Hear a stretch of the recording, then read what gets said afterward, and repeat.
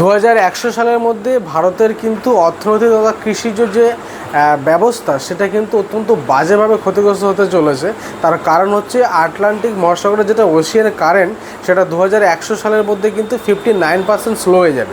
আর এই আটলান্টিক মহাসাগরের Ocean current কিন্তু ভারতের যেটা সাবকন্টিনেন্টের ওয়েদার প্যাটার্ন তথা যে বর্ষাকালে যে বৃষ্টিটা হয় প্লাস গরমকালেও যে হালকা মাঝারি বৃষ্টিপাত হয় সেইটাকে কিন্তু কন্ট্রোল করে এই আটলান্টিক মহাসাগরের ওশিয়ান কারেন্ট। তো এবার এই কারেন্টটা যদি স্লো হয়ে যায় সেক্ষেত্রে কিন্তু ভারতের কৃষি এফেক্ট হবে, আর কৃষি এফেক্টের সঙ্গে সঙ্গে কিন্তু ভারতের অর্থনীতি জড়িত, আর তার সাথে লক্ষ লক্ষ যারা মিলিয়ন মিলিয়ন মানুষ যারা চাষের সাথে জড়িত তাদের জীবন জীবিকাও কিন্তু এফেক্ট হয়ে যাবে। তো এই ভিডিওতে তোমাদের আমি এক্সপ্লেনেশন করব এই যে আটলান্টিক মহাসাগরের যেটা ওয়েদার প্যাটার্ন, সেই ওয়েদার প্যাটার্ন মানে কারেন্টের যে প্যাটার্নটা সেটা চেঞ্জ হওয়ার ফলে কি করে ভারতের মানে তথা কৃষিজ থেকে শুরু করে অর্থনীতিতে কীভাবে এফেক্ট আসতে চলেছে। তো তোমরা দেখো ছবিতে তোমরা দেখতে পাচ্ছ এখানটায় কিন্তু ট্রপিক অফ ক্যান্সার দেওয়া রয়েছে 23.5 ডিগ্রি নর্থ, আর এখানটা দেওয়া রয়েছে 23.5 degree south, tropic of Capricorn আর ট্রপিক অফ ক্যান্সার। এই যে লাইনটা দেওয়া রয়েছে এটা আমি হাত দিয়ে দেখাচ্ছি, আর এই যে লাইনটা দেওয়া রয়েছে এই যে মাঝের যে রিজিয়নটা, এই মাঝের রিজিয়নটার মধ্যে কিন্তু সূর্যরশ্মি লম্বভাবে পড়ে, অর্থাৎ এই যে রিজিয়নটা দেওয়া রয়েছে সেই রিজিয়নটায় কিন্তু সব থেকে বেশি কিন্তু হিট অ্যাবজর্ব হয় এই রিজিয়নটা দিয়ে, কারণ এখানে সূর্যরশ্মি লম্বভাবে পড়ছে, সব থেকে বেশি হিট তাই জন্য এখানটা অ্যাবজর্ব করছে। এবার এই যে সিটা দেওয়া রয়েছে আমার এখানটার দিকে দেখো, এই সিটা হচ্ছে আটলান্টিক মহাসাগর, আর এইখানটা হচ্ছে ইন্ডিয়ান ওশিয়ান, দেখতেই তোমরা পাচ্ছ এটা হচ্ছে ইন্ডিয়া। তো ইন্ডিয়াটাও দেখো কিন্তু ওই যে ট্রপিক অফ ক্যান্সার আর ট্রপিক অফ ক্যাপ্রিকনের মাঝে অবস্থিত, যেই কারণে কিন্তু ইন্ডিয়াটা গ্রীষ্মপ্রধান দেশ, মানে এখানটায় গরম অত্যন্ত বেশি। তো আফ্রিকারও কিছু রিজিয়ন, অস্ট্রেলিয়ারও কিছু রিজিয়ন রয়েছে যেখানেও কিন্তু গরম সাধারণত বেশি থাকে। তো এইবার এই জায়গাটা এই ট্রপিক অফ ক্যান্সার আর ট্রপিক অফ ক্যাপ্রিকনের মাঝে পড়ার কারণে এখানটা কিন্তু সবথেকে বেশি হিট অ্যাবজর্ব করছে। এবার যখনই হিউজ অ্যামাউন্ট অফ হিট এই যে সমুদ্রের যে জলটা সেটা অ্যাবজর্ব করছে, অ্যাবজর্ব করার ফলে কিন্তু এটা কিন্তু আস্তে আস্তে গরম হয়ে যাচ্ছে। তো গরম হয়ে যাওয়ার ফলে কিন্তু যে অতিরিক্ত সল্টি আর ওদিকে তোমার হচ্ছে গিয়ে যে গরম জলটা সেটা আস্তে আস্তে কিন্তু এই যে এখান থেকে তোমার আর্কটিক রিজিয়নের দিকে মানে চলে যাচ্ছে, কিন্তু নর্থের দিকে চলে যাচ্ছে। নর্থ ওই গরম জলটা আস্তে আস্তে কোন দিকে যাচ্ছে? নর্থের দিকে। আস্তে আস্তে গরম জলটা এখান থেকে চলে যাচ্ছে কোন দিকে? ওই নর্থের দিকে, গ্রিনল্যান্ড থ্রু হয়ে নর্থের দিকে চলে যাচ্ছে। এইবার এখানে একটা জিনিস বোঝার আছে, এই যে গরম জলটা, এই গরম জলটা যখনই আর্কটিক রিজিয়নের দিকে যাচ্ছে তো সেখানে গিয়ে আস্তে আস্তে আস্তে আস্তে গিয়ে কিন্তু সেখানের যেটা অত্যন্ত ফ্রিজিং যে বরফগুলো, আর্কটিক রিজিয়ন যেটা হচ্ছে উত্তর গোলার্ধের যে বরফ ঢাকা অংশটা সেটাকে বলা হচ্ছে আর্কটিক রিজিয়ন, উত্তর গোলার্ধের যে বরফে ঢাকা অংশ। তো সেখানটায় গিয়ে কিন্তু এই যে গরম জলটা, সমুদ্রের যে গরম জলটা সেটা গিয়ে কিন্তু হিট করছে। যখনই হিট করছে তো সেই ঠান্ডা জলের সংস্পর্শে আসার পরে কিন্তু এই গরম জলটা কিন্তু এই রিজিয়নটায় কিন্তু আস্তে আস্তে ঠান্ডা হয়ে কয়েক কিলোমিটার অবধি কিন্তু সিঙ্ক করে যাচ্ছে। হিউজ অ্যামাউন্ট অফ যে ওয়াটারগুলো সেগুলো কিন্তু কয়েক কিলোমিটার অবধি কিন্তু এই আর্কটিক রিজিয়নে গিয়ে ঠান্ডা হয়ে জলের নিচে সিঙ্ক করে যাচ্ছে, ডুবে যাচ্ছে। এটা কিন্তু কয়েক কিলোমিটার অবধি ডুবে যাচ্ছে। এবার সেই হিউজ অ্যামাউন্ট অফ জলটা, যে গরম জলটা ডুবে যাওয়ার পরে সেটা তো ঠান্ডা হয়ে গেল, ভারী হয়ে গেল, ডুবে গেল। এবার সেটা কিন্তু এই আন্ডার ওয়াটারে মানে এইখানটা দিয়ে আবার এই আর্কটিক রিজিয়ন দিয়ে কিন্তু আবার এইভাবে কিন্তু এই তোমার এই নর্থের দিকে আসছে। আর্কটিক রিজিয়ন থেকে কিন্তু আবার আসছে কোন দিকে? নর্থের দিকে, সাউথের দিকে আসছে। তো এটা কিন্তু সারফেসে মানে ওই যে ঠান্ডা জলটা যেটা নিচে ডুবে গেল সেটা কিন্তু সারফেসে আসার আগেই কিন্তু আন্ডার সারফেস দিয়ে মানে জলের তলা দিয়েই কিন্তু এই মুভমেন্টটা হচ্ছে। ওপর দিয়ে কিন্তু গরম জলটা ফ্লো হচ্ছে আর নিচ দিয়ে কিন্তু ঠান্ডা জলটা ফ্লো হচ্ছে। তো এইটা কিন্তু আস্তে আস্তে যখন সাউথের দিকে আসছে সেটা আবার উপরে উঠছে ধীরে ধীরে, আবার গরম হচ্ছে দিয়ে কিন্তু আবার এইভাবে কিন্তু সাউথের দিক থেকে কিন্তু আবার আস্তে আস্তে মানে কিছুটা এইরকমভাবে গিয়ে জলটা এইভাবে মানে এরকম স্ট্রেট ফরওয়ার্ড না, কিছুটা এইরকমভাবে জলটা গিয়ে কিন্তু মুভ করছে যেরকম দেখাচ্ছে ছবিতে, ঠিক আছে? তো এইরকমভাবে গিয়ে কিন্তু ছবিটা মানে জলটা মুভ করছে। তো এই যে প্রসেসটা মানে জলটা গরম হচ্ছে, ভালো করে বোঝো, জলটা প্রথমে সূর্যের তাপে গরম হচ্ছে, গরম হয়ে কিন্তু সেটা কি হচ্ছে আস্তে আস্তে আস্তে আস্তে আস্তে গিয়ে চলে যাচ্ছে কোন দিকে? আর্কটিক রিজনের দিকে, মানে উত্তরের দিকে চলে যাচ্ছে।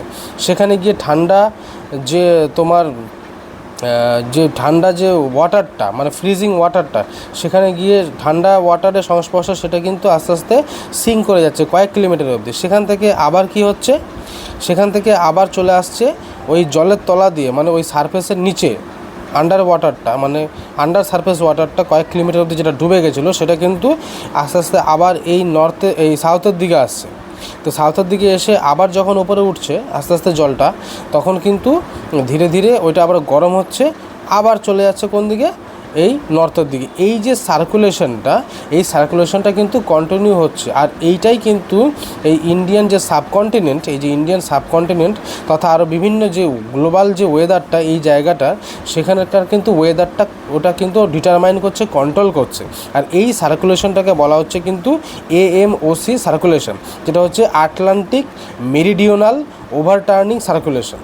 এইবার এখানটা টুইস্টটা হচ্ছে এই যে ক্লাইমেট চেঞ্জের কারণে কিন্তু কি হচ্ছে ঘটনাটা, এই যে আর্কটিক যে রিজিয়নটা রয়েছে, আর্কটিক যে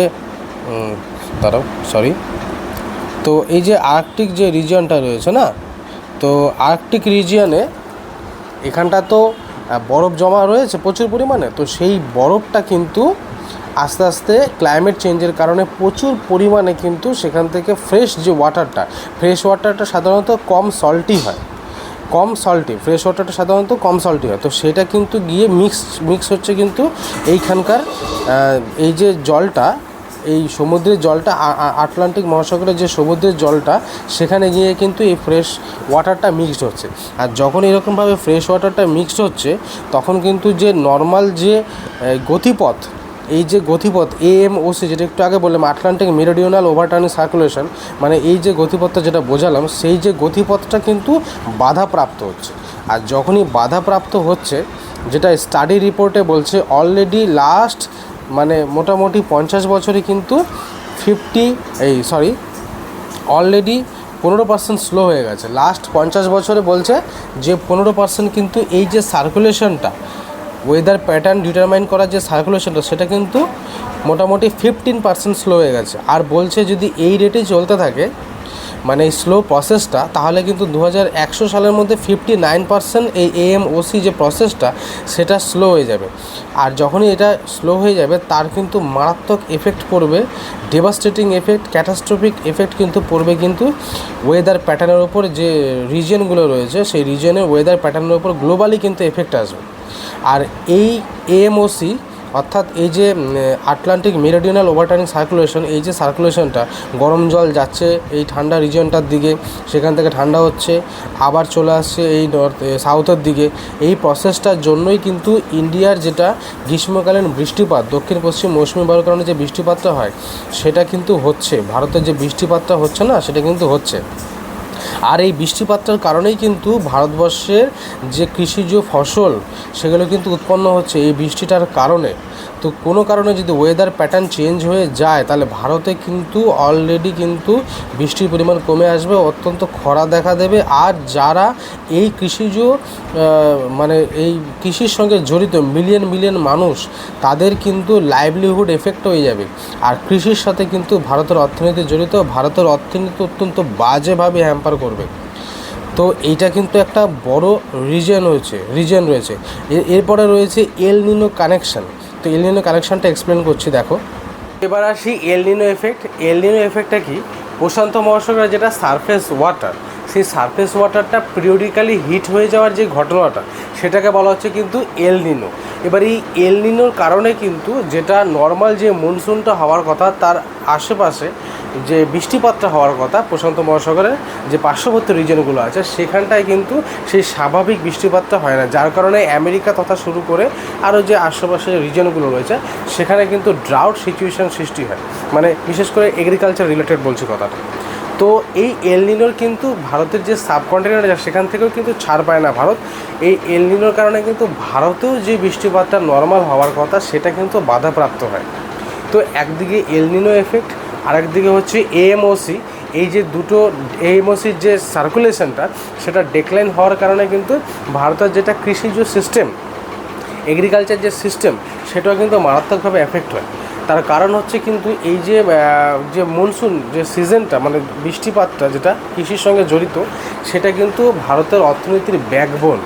আর এই জিনিসটা যদি আঘাতপ্রাপ্ত হয় সেক্ষেত্রে কিন্তু ভারতের ফুড সিকিউরিটি এফেক্ট হয়ে যাবে। আর ফুড সিকিউরিটি এফেক্ট হয়ে যাবে মানে জিনিসপত্রের দাম বেড়ে যাবে, ভারতের অর্থনীতিও কিন্তু মারাত্মকভাবে এফেক্ট হতে চলেছে আগামী দিনে, যদি এইভাবেই কিন্তু এই এএমওসির সার্কুলেশনটা যদি এফেক্টেড হতে থাকে।